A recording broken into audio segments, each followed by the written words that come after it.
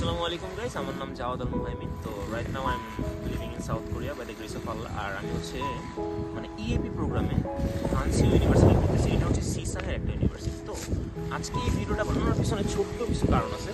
কারণগুলো হচ্ছে মানে অনেকেরই আসলে কনফিউশন থাকে যে আসলে সাউথ কোরিয়াতে আসলে কীভাবে কী সুবিধা বা কেন আমরা সাউথ কোরিয়াতে আসবো বা আপনার ডিপার্টমেন্টের সুবিধা কি, এছাড়াও আরও অনেক কিছু। তো আজকে ভিডিওতে আমি এই কয়েকটা বিষয় নিয়ে কথা বলে করার চেষ্টা করবো। In terms of speaking, south Korea আসলে কাদের জন্য, মানে আপনি যদি মনে করেন মোটামুটি আপনি খুব বড় ফ্যামিলি থেকে বিলং করেন না, মানে মিডল ক্লাস একটা ফ্যামিলি থেকে বিলং করেন, আপনি চান যে আপনার একটা সুন্দর লাইফ হোক, আপনার লাইফটা সুন্দর থাকুক, মানে নিজের মতো আপনি একটা কোয়াইট লাইফ এনজয় করতে চান, তার মানে আমার কাছে মনে হয় না সাউথ কোরিয়া থেকে ভালো অপশন আছে। কীরকম? কারণ এখানে হচ্ছে মোটামুটি জব ফ্যাসিলিটিস ভালো, কিন্তু একটা কথা হচ্ছে কোরিয়ান ভাষা জানা লাগবে। যেমন আমি এখানে আসছি, আসার পরে এখনও মানে আমার তো জব পারমিট নাই, তো আমি জব নিয়ে খুঁজতেছিও না। বাট এরকম অনেকে আছে যারা জব খুঁজতেছে, বাট হচ্ছে সেরকম কোনো জবের অপরচুনিটি পায় নাই, জাস্ট বিকজ অফ তারা কোরিয়ান ল্যাঙ্গুয়েজ পায় না। শুধুমাত্র যদি কোরিয়ান ল্যাঙ্গুয়েজটা জানা থাকে তার মানে জব এখানে আসলে কোনো বিষয় না। তো আমার একটা সাজেশন থাকবে, যারা হচ্ছে আসতে যেতেছেন তারা যেন কোরিয়ান ল্যাঙ্গুয়েজটা শিখে আসেন। আরেকটা মূল বিষয় হচ্ছে যে মানে এই কোরিয়াতে আসার ক্ষেত্রে আপনার রিকোয়ারমেন্টগুলো কী কী, এটা হচ্ছে অনেক বড় একটা কোয়েশ্চেন থাকে যে কোরিয়াতে আসার মধ্যে আমার রিকোয়ারমেন্টগুলো কী কী। ডকুমেন্টটা ঠিক থাকা লাগবে, এটা হচ্ছে আমাদের প্রথম কনসার্ন।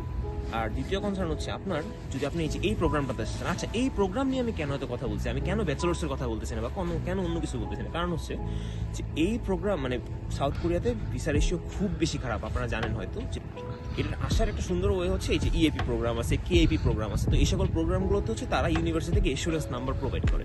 মানে ইএপিতে বিষয়টা হচ্ছে আপনার যদি শুধুমাত্র ব্যাংক স্টেটমেন্ট বা সব ডকুমেন্টস ঠিক থাকে, ডকুমেন্টস কী কী লাগবে আমি বলতেছি, বাট শুধুমাত্র আপনার যদি সব ডকুমেন্টসগুলো ঠিক থাকে, আপনার যদি এসএসসি আর এইচএসসিতে 3.5 প্লাস থাকে, ঠিক আছে, তাহলে হচ্ছে আপনি অনায়াসে আসতে পারবেন। যদি আইএলস থাকে খুবই ভালো, আর যদি আইএলস না থাকে তাও কোনো অসুবিধা নেই, কারণ এখানে হচ্ছে আইএলসের জন্য আপনাকে তৈরি করা হয় এই 6 মাস, যাতে আপনি হচ্ছে এখানে ক্লাস করে একটা ইউনিভার্সিটিতে গিয়ে পড়তে পারেন। আমার ইউনিভার্সিটি অনেক জোস, হানসি ইউনিভার্সিটি, আপনার সার্চ দিলে দেখবেন। তো আমার ইউনিভার্সিটির ক্যাম্পাস আছে, ওই ক্যাম্পাসের মধ্যে ভাই ট্রাস্ট মি, ক্যাম্পাসের মধ্যে রানওয়ে আছে। অ্যাজ আ বাংলাদেশি হিসেবে আমি এটা কোনো ভাবিও নাই যে মানে একটা ক্যাম্পাসের মধ্যে প্লেন থাকতে পারে, রানওয়ে থাকতে পারে, পোলাবেন সেখানে শিখতেছে।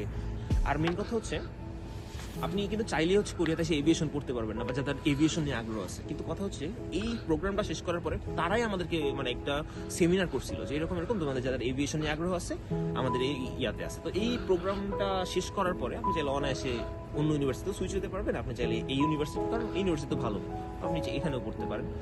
এখন হচ্ছে আমি ডকুমেন্টসগুলো নিয়ে কথা বলবো, আসলে কী কী ডকুমেন্টস ডিজায়ার, ঠিক আছে। প্রচুর ঠান্ডা আছে, যাই হোক। তো ডকুমেন্টসের যে বিষয়টা, একদম সর্বপ্রথম আপনার এসএসসি আর এইচএসসি এই দুটোর সার্টিফিকেট অ্যাটাস্টেশন করা থাকতে হবে গভর্নমেন্টের। ওই যে মাই গভ দিয়ে অ্যাটাস্টেড করা যায়, 400-500 টাকার মতো লাগে হয়তো। তো এই অ্যাটাস্টেড করা যায়, অ্যাটাস্টেশন করাতে হবে। তারপর আপনার ব্যাংক স্টেটমেন্টের বিষয়টা ফোকাস দিতে হবে, কারণ মানে আপনি যে এখানে আইসা সুন্দরভাবে চলতে পারবেন কোরিয়ান গভর্নমেন্টের আপনার এটা বুঝাইতে হবে, যার কারণে আপনার বাবার ভ্যালিড ব্যাংক স্টেটমেন্ট থাকতে হবে। তো অনেক এজেন্সি আসলে মানে অনেক মানুষ বলে যে নকল ব্যাংক স্টেটমেন্ট বানাই দিব, 30,000 টাকা বা 20,000 টাকা দিলে এরকম ব্যাংক স্টেটমেন্ট বানানো যায়। বাট এই কাজটা কইরা একদম মনে করেন ভিসার চান্সটা নষ্ট করে না। কারণ একটা মেন কথা কি, আপনি একটা দেশে আসার জন্য প্রায় 6-7 মাস পরিশ্রম করবেন, ঠিক আছে। 6-7 মাস পরিশ্রম করবেন, এই 6-7 মাসের পরিশ্রমটা শুধুমাত্র আপনার একটা ফলস কাগজের জন্য যদি নষ্ট হয়ে যায়, এটা খুব বাজে একটা বিষয়। তো এই বিষয়টা ফোকাস রাখতে হবে। তারপরে বাবার পিন এবং ট্যাক্স, কারণ আপনার স্পন্সর যদি বাবা হয়, অবশ্যই বাবা হইতে হবে, কারণ বাবা হইলে হচ্ছে এটা খুব ভালো একটা চান্স ইনক্রিজ হয় আর কি। যে বাবার ট্যাক্স, টিন সার্টিফিকেট, এগুলো হচ্ছে হালকা পাতলা ফোকাস করতে হবে। কিন্তু একটা কথা হচ্ছে, আপনার যদি সকল ডকুমেন্টসগুলো ঠিক থাকে, আপনি যদি ইউনিভার্সিটির ইন্টারভিউটা পারফেক্টলি দেন, আপনার যদি ব্যাংক স্টেটমেন্ট থাকে। আরেকটা কথা হচ্ছে ব্যাংক স্টেটমেন্ট ইউনিভার্সিটি ভ্যারি করে। যেমন হচ্ছে আমার প্রোগ্রামে আমার ব্যাংক স্টেটমেন্ট লাগছিল 15 লাখ টাকা 3 মাসের জন্য। এক এক ইউনিভার্সিটিতে এক এক রকম হয়। আপনি 15 লাখ টাকার বেশি রাখতে পারেন, কম রাখতে পারেন, কম রাখলে একটু অসুবিধা আছে, বাট ট্রাই করবেন 15 লাখ টাকার বেশি রাখতে। আর হচ্ছে এটা নিয়ে মানে এই টাকাটা কিন্তু মানে শাফেল করতে হয়, উইথড্র করবেন আবার ঢুকাবেন, এরকম করে টাকাটা হচ্ছে হাতে না রেখে ট্রানজেকশন করতে হবে, ঠিক আছে। ট্রানজেকশন করলে মোটামুটি 3 মাসের একটা ব্যাংক স্টেটমেন্ট রেডি হয়ে গেলে মোটামুটি ইউর গুড টু গো। আরেকটা বিষয় হচ্ছে কি, ভিসা ইস্যুরেন্স। আমি যেগুলো বলতেছিলাম, এই সব ডকুমেন্টগুলো যদি আপনার পারফেক্ট থাকে, আপনার ইন্টারভিউ যদি সুন্দর হয়, তার মানে হচ্ছে ভিসা ইস্যুরেন্সের জন্য আপনি রেডি। আর আপনার যদি ভিসা ইস্যুরেন্স নাম্বারটা আসে ইউনিভার্সিটি থেকে, সেটা all depends on documents are হচ্ছে ইন্টারভিউ। এটা যদি আসে, মানে শুধুমাত্র আল্লাহ ছাড়া আর কেউ আপনার ভিসা রিজেক্ট করতে পারবে না। এইটা নিয়ে অনেক ওয়ারিড ছিলাম আমরা, যে আসলে ভিসা ইস্যুরেন্স নাম্বার আসছে, এখন কি আমি ভিসা পাবো নাকি, বা এই সমস্যাটা। মেন বিষয় কি, ডকুমেন্টসটা ঠিক থাকুক, আপনার ইন্টারভিউ ভালো হোক, ইউনিভার্সিটি থেকে ইন্স্যুরেন্স নাম্বার দিলে মানে আপনার ভিসাটা ঠিক আছে। তো এই হচ্ছে কথা।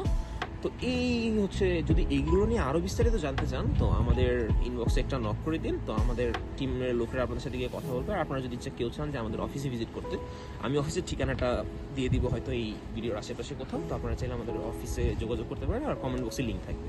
তো ধন্যবাদ, আপনাদের জন্য অনেক শুভকামনা। আপনারা আমার জন্য দোয়া করবেন যাতে আল্লাহ আমার অনেক ভালো রাখে। আলহামদুলিল্লাহ, আল্লাহ হাফিজ।